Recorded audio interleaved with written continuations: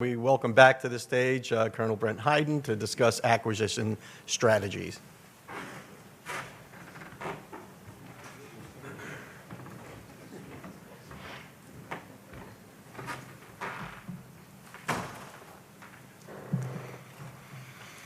Thank you very much, ma'am. As mentioned, I sped through my thank yous earlier. There is a sizable contingent of Corps of Engineers here today. I'll say that we've had a lot of robust discussions on this exact subject with the Corps of Engineers. We've not quite gotten to a final things we agree on everything, and I'll be very careful not to say things that are taking your position. We're not quite there yet in every case, but we've got a lot of fidelity, enough certainly to come to you guys and talk about things that we're going to be putting on the street in the near term. I'm the third director of the PMO. I have the best job, I'm going to say, of any engineer in the Air Force. Sir, you've got a great job. Ma'am, you've got a great job. I get to be tactical. This is the opportunity to fundamentally do things that are mattering for this Air Force now and in the future is amazing. So as the third director of the PMO, my job is fundamentally different than that of either Colonel Pat Miller or Colonel Scott Matthews before me. Pat ran Task Force Phoenix and focused on those immediate actions needed on the ground after the hurricane. Think dudes with chainsaws, getting trees off roads, bringing water back, bringing life, health, safety, immediate things. Task Force Phoenix was amazingly successful, saving as many facilities as they did. Scott Matthews followed and started the expedient construction needed to reconstitute the flying mission and start bringing airmen back to the base. One of the talking points that Colonel Laidlaw did not bring out today was that the commissary was open in time for Thanksgiving, and the BX was open in time for Christmas shopping. That's astounding. That's a testament to all the great things that everybody was doing on base at that time. So the PMO's success, along with the 325th Fighter Wing partners in those missions, enabled the significant progress which we have had to date. In the 6 months that I am fortunate enough to have this job, my primary role is to put in place the long-term design and construction capabilities for this massive rebuild program. We're right now putting in place that capability that once Congress gives us the green flag, we have to be ready to do this rebuild and do it fast. That's going to be a key driver behind a lot of the things I'm going to be telling you about. This brief will lay out for you where this program is going and what near-term actions you can expect to see hitting the street. And for this problem set, I bring some experience from I'm a reservist. I bring some experience from my civilian career, where I spent several years in the Fort Worth district of the Corps of Engineers. On the Braco 5 construction surge, we operated successful PMOs for major, maybe taking too much credit saying we operated. We participated in broad PMOs for major construction programs in both San Antonio and Fort Bliss. Many of you in the room will recognize elements in this brief from that Fort Bliss expansion project, which applied a land development engineer concept. We're also applying lessons learned from the San Antonio Joint PMO at that time, as well as a little bit more recently the Camp Humphreys program, the recent 35 program at Lake and Heath, and a few others.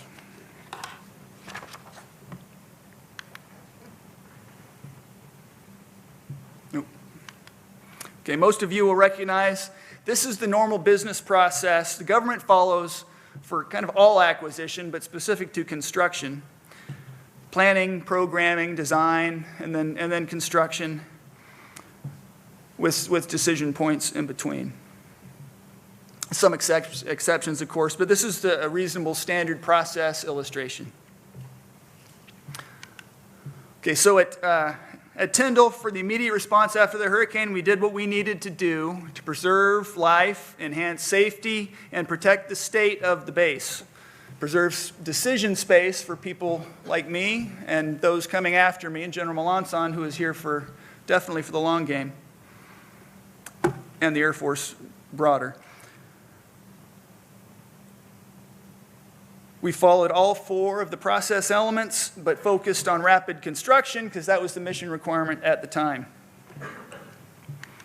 So this was followed by mission reconstitution, where we focused on expedient actions, make the base habitable for people, and enable airfield mission sets to return. As we go forward with the FY19 programs, we'll do this with those projects which we are able. As mentioned, the FY19 FSRM funding is now, what's the word, cut off? Capped. So we're reflecting the rest of that program for this year as unfunded requirement. This consists of demolition of many facilities, construction of swing space, construction of temporary facilities, and some few milcons which are not within the physical footprint of the 3 main planning areas. Now I say FY19 milcon, it's not really a program of record, it's really more milcon that we could accelerate into FY19. Simultaneously, we are finishing up the fast-paced installation development plan that we talked about very recently. As noted, it consists of 3 main planning products and represents the bulk of the rebuild program. In truth, we didn't wait for the final planning product. We were able to launch the requirements development process using some of the significant preparatory work products and analytics from the planning process before it was complete. We have refined cost estimates at this point based on interim planning results, and that $3 billion number is now a little bit smaller. As we reach maturity in our 1391s, we are able to move forward into design phase as we identify planning and design funding. A little bit more on that later. With completed designs or design-build RFPs, as will be more often the case in this program, we'll move forward into construction. I like this layout because I think it tells the story of all the moving parts, how the different programs all fit together to generate a product that fits the needs of the Air Force at any point in time. Okay, overview of the acquisition strategy. This is a huge program, and maybe it's more like a $2.6 billion bill than a full $3 billion. We're still working through programming and refining some of the cost estimates. However, the challenge is fundamentally the same. This is a lot of placement very quickly. That alone is a unique challenge in MILCON. Several slides from now, you will note the program years of much of the rework, and we are targeting a lot of it into, you'll see. We have had active flight line operations for several months at this point, and the Air Force is already considering what airframes can return to Tyndall in the near term. Colonel Laidlaw talks a lot about how many people are already back at the base. Tyndall is both unique and Tyndall is valuable to the Air Force, to our national defense, and the number of people and active missions are only going to go up. So take this in the abstract. I'm a project management nerd, a couple other kinds of nerd too. This is an extremely interesting professional challenge. How does one accomplish that requirement with that complexity? The answer is to think like a project owner, start partnering with industry. We've started that dialogue with Industry Day #1. We're continuing that here today. Very soon, you'll start seeing some sources sought go out on the street to shape our acquisition planning. We need to package the contracts smartly, and we need unified, integrated effort starting in the design phase, which will carry through into construction. One thing I'm very sure of, the Air Force cannot be the prime contractor on this job, which is what'll happen if we're not very careful about how we structure these contracts. As we go through these slides, please make allowance if I slip up and say something will happen. In truth, much depends on the pace of appropriation. You heard Mr. Henderson talk extensively on that earlier. FSRM matters, MILCON matters, P&D is a subset, planning and design money is a subset of MILCON, and although there's a little bit different constraints on a little bit different, we can use P&D with a little bit more flexibility than line item MILCON. There's still overall constraints. Also, as mentioned, some things that the Corps of Engineers and my team haven't quite gotten to the point of agreeing on what the art of the possible is. But we've got a good collaborative relationship and dialogue going on.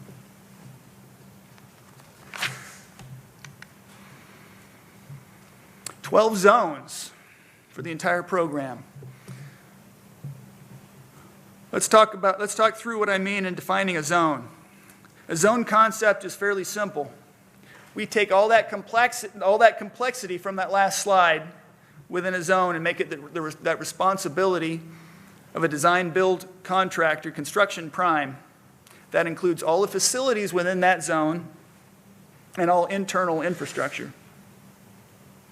Excuse me. The concept is pretty simple. However, the implementation within each zone will be extremely complex. Critical path analysis, schedule management, displaced occupant management, all the complexities I just listed on my previous slide. These are all the things that the Air Force very much wants and needs to outsource. Poof, easy. All the complexity managed through the zone concept. Wait, hold on, that's not going to happen. Let's play this movie forward.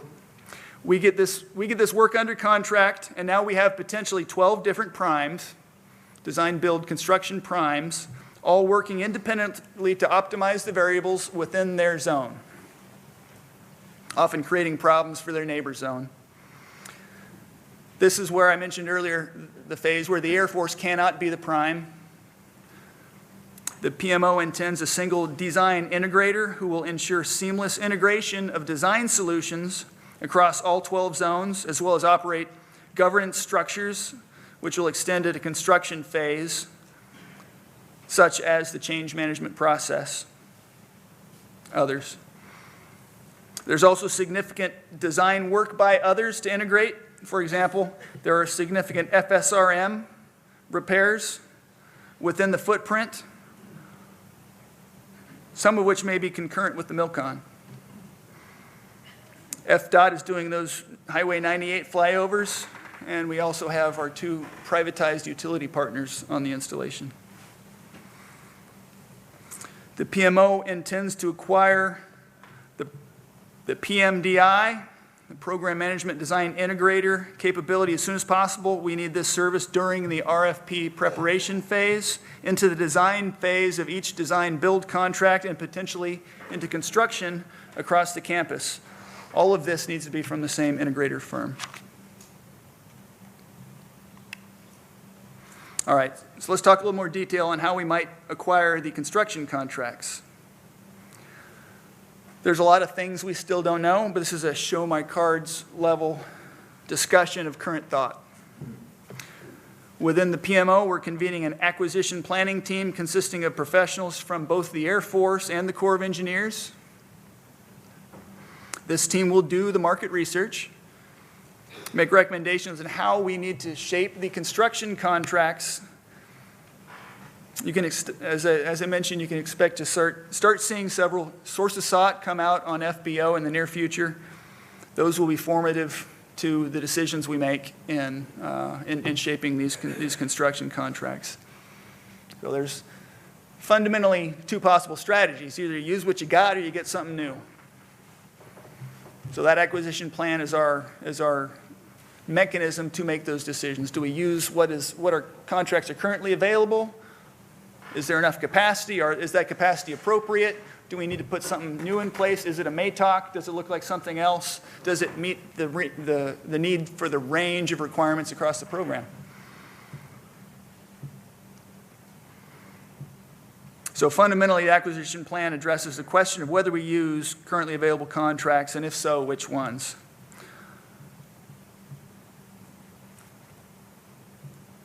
Whether we need to put a new MATOC in place specific to this massive program. Do we even have time to put a MATOC in place for this massive program? Okay. Now to design. So we need to get 12 RFPs and a PMDI contract quickly. Fortunately, AFCEC has a contract vehicle which is both appropriate for the purpose and has plenty of capacity. Corps of Engineers Mobile and probably Savannah, almost certainly Savannah, and maybe several other districts will execute these contract actions for us with decentralized ordering officer authority off the Air Force contract. I say most AE work because there is some potential requirements that might not go exactly that way. As to my second main bullet on this slide, there's been several different schools of thought. This concept is that we compete each design build RFP separately. This driven is by the need to proceed, but constrained by the availability of planning and design funding. So of course, P&D is within MILCON. Without an appropriation specific to this program, we have to reallocate, delay other significant Air Force designs in order to make a measured start on these Tyndall design efforts. That's painful. There are those who would prefer to acquire all of the RFPs and one or two larger task orders, which would offload design integration risk from the government because there's less to integrate that way. And in this way would require a much lower level of effort in the PMDI contract. However, to do that taken to extreme, aggregating all of it in one AE contract would require the Air Force to defer about 70% of its MILCON design program this year, which is simply not possible. I'd say that if P&D funding becomes available, I speculate, we might revisit some of this approach. However, there's other factors as well. It's not just P&D. Okay, so for the PMDI, we intend to award the contract on the AE-13 worldwide DCS. But we note that with potentially only enough P&D for one or two zones to go into design at the start, there might not be much complexity yet that needs to get integrated. So we'll structure that PMDI for flexibility to accommodate additional level of effort as the program gains funding, and there will be more moving parts to integrate.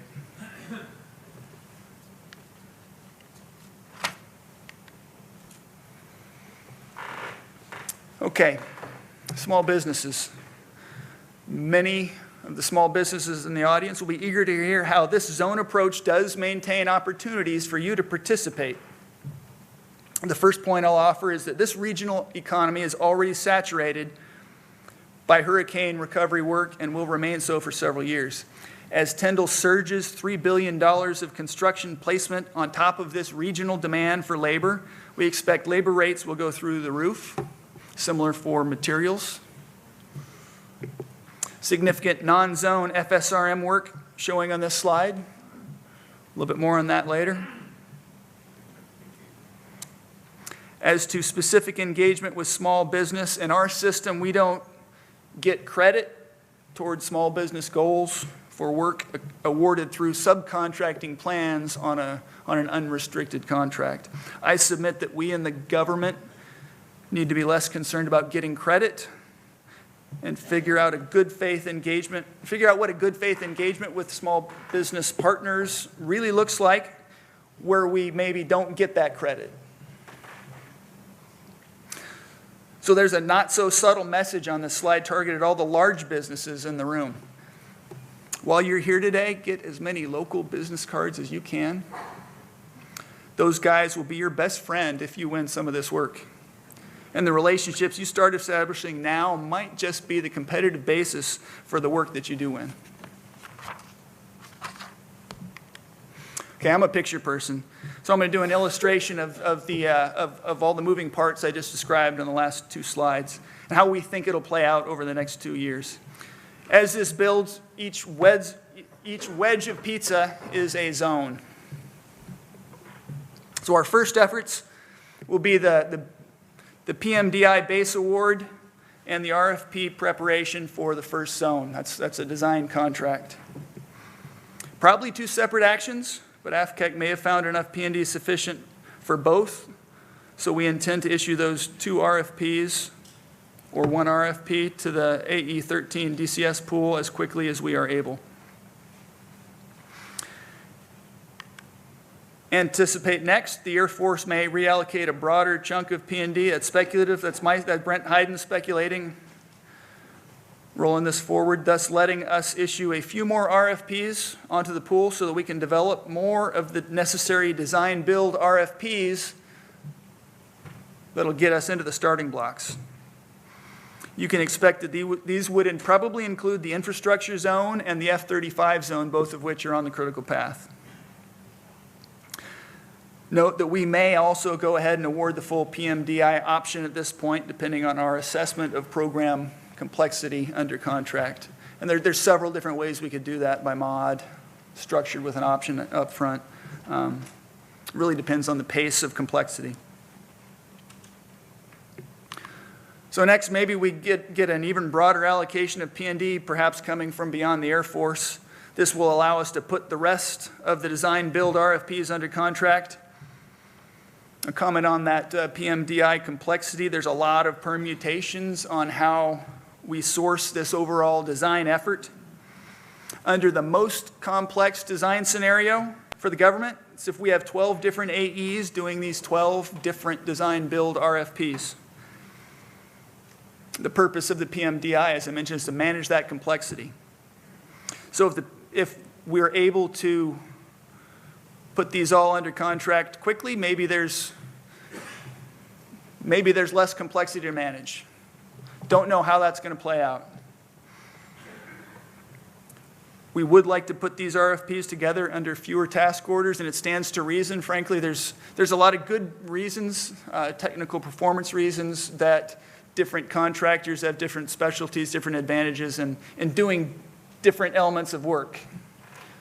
Some people would be better at dorms, some firms would be better doing hangars.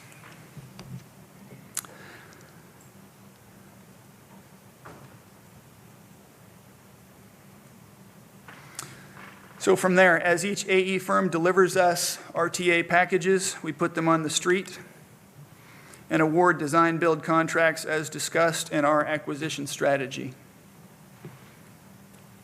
So those are significant MILCON awards each there as we jump in and proceed to get the entire program under award.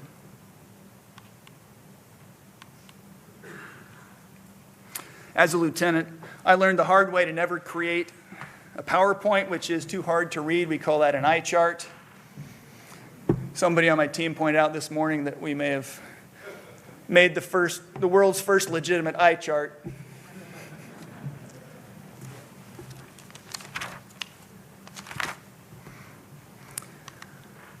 Okay, so now we're going to get a little more specific into what is in the zones, what the zones are, and what is in the different zones. Each of these zones is a different size. They range from fairly small, which would likely fit into a restricted pool, to others which approach $500 million of program amount. I pulled out all the Milcon dollars off this slide and have characterized each zone as either small, which is generally less than $50 million, as medium, which is generally between 100 and 200 million, or large, which is generally between 300 and 500 million. And those are fuzzy crayons. As we go through each of these zones, we'll be talking about the types of construction in each zone. My purpose in laying this out is to enable each of you to start thinking about what your corporate focus area, what you want to strategize, what you're good at. Start putting together teaming relationships that you might form to help make you more competitive and help accomplish the work, help win and accomplish the work. Brief reorientation to the master planning districts that we talked about, and identification of total estimated program costs. Note that almost all of the zones lie in the flight line district or the support district, the only exception being the new 9700 area lab complex that we mentioned over near the Silver Flag area. I identify the FY19 remaining FSRM as currently unfunded. Much of that consists of temporary repairs to facilities as identified on the master plan. That FY20 FSRM is follow-on work, turning a lot of those temporary repairs into permanent repairs. So there'll be significant opportunities in that. Don't try to line up the math on the next few slides with the FSRM on this. There's too many moving parts and the math does not line up. As an engineer, it hurts me to say that.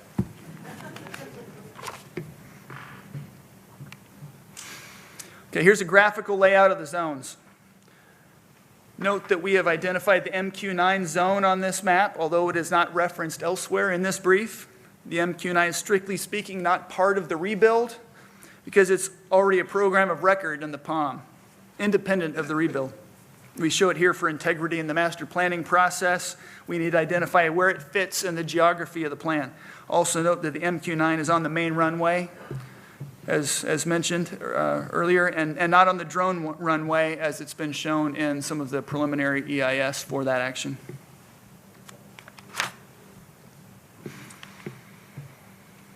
Okay, here's the WEG zone. As discussed, this will probably be the first zone which we proceed with. There are several reasons for this, one of which is that it's sized about right. We don't have enough P&D to go with the F-35 zone first. Note that it is also very representative of the entire multi-campus rebuild. It has a hangar, industrial space, administrative space, and also significant SCIF and SAPF rooms, which I would recommend to be competitive. Any contractor, look real close at the work that's in a zone that you're bidding on and have expertise on that on your team. Also note, all the Milcons are programmed in FY20.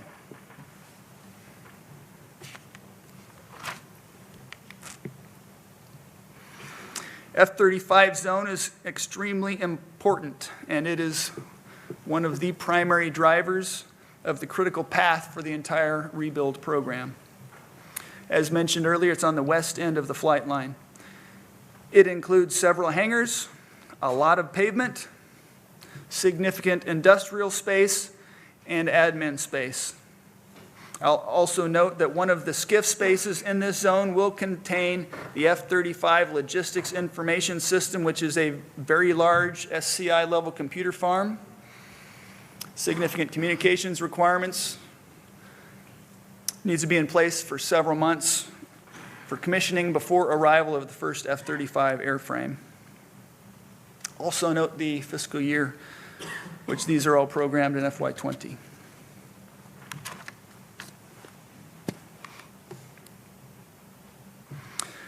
The munitions storage area zone is an aggregation of multiple facilities. So we have organized multiple smaller facilities which we've organized into a zone. However, I note these numbers reflect a project size which is within bonding capacity of a small business, and so is a likely candidate for inclusion in a set-aside pool, targeting into a set-aside pool.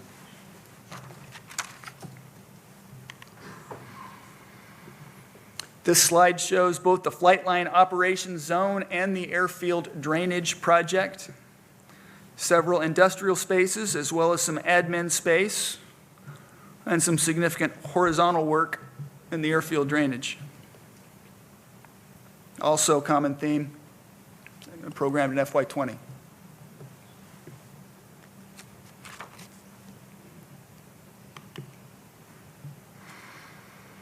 Here's the layout for the zones and the support district on the south side of Highway 98. Some of the most dense construction across the program will be in the lodging zone and in the common zone. However, this is mitigated somewhat by the additional alternatives for swing space and contractor laydown in adjacent zones within the support district, part of the complexity which needs to be managed.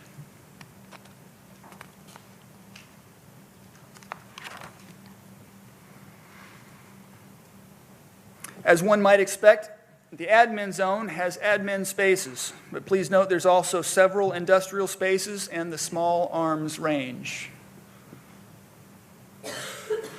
The simulator facility for the air battle managers has a skiff space with significant communications requirements.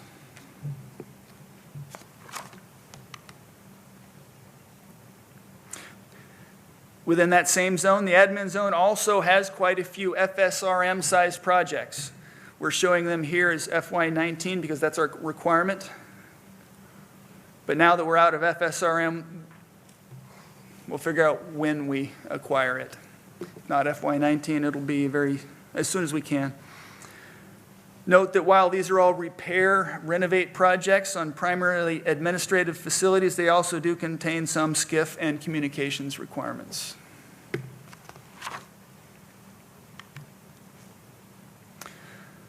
The commons zone.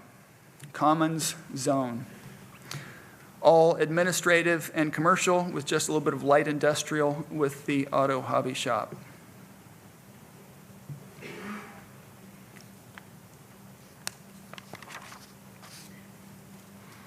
In the MWR zone, we have a scattering of facility types which may fit well for small business awards.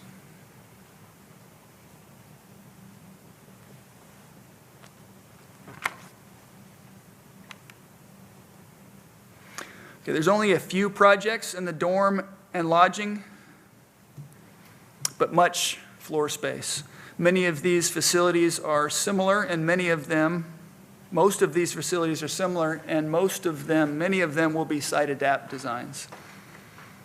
Note the fiscal year is FY20.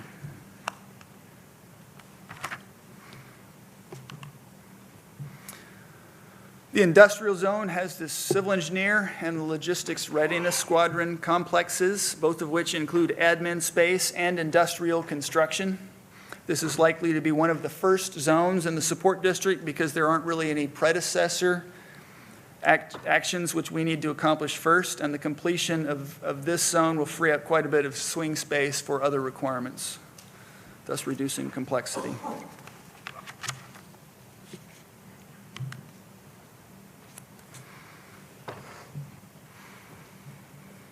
We have defined an infrastructure zone. This does not include localized infrastructure elements which lie interior to major zone areas that we've been discussing. Also at Tyndall, we have privatized utilities, so some of this work will be in close coordination with those partners. We do expect the infrastructure zone will be a longer duration construction contract because road construction will be closely linked to the master schedule, and deconfliction of issues across zones will need some agility. As such, we can expect to get this into RFP development as soon as we are able. One of the lessons learned from the Fort Bliss expansion project is that major infrastructure elements between zones should not be programmed within each zone only. That created discontinuities in the infrastructure in that program as they needed to change project sequencing within their program.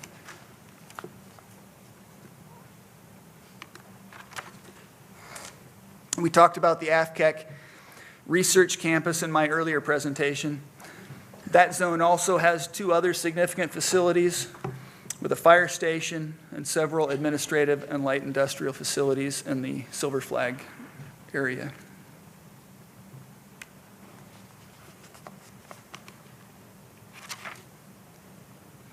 All right, so I said earlier that so very much depends on the pace of appropriations. We need to have milk on, or we don't really do any of this. But also important is the scope. Along those lines, there's a huge caveat to the content we just walked through. If we get an appropriation that is not full scope or focuses us on some of these areas, we may well be re-articulating some of these zones, tweaking some of them to include, like significantly downscaling or upscaling the lodging zones.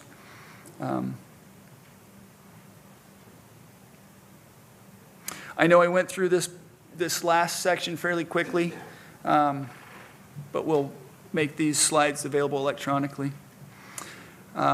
Before I get off the stage, I want to take a minute to thank my team on the PMO. There are some of whom who are here today, others who are working hard right now, bringing these 1391s up to maturity. I put out the advertisement through the reserve community, put out the advertisement for volunteers to come to Tyndall and sit on the beach and drink lemonade. After I got the list of names of volunteers, then I told them it was a 6 to 7 day work week. And it's been, and they've truly shined. I've been really impressed by the team of people that the Air Force has put here. Reservists, active duty civilians have really knocked it out of the park, getting this program as mature as it is today.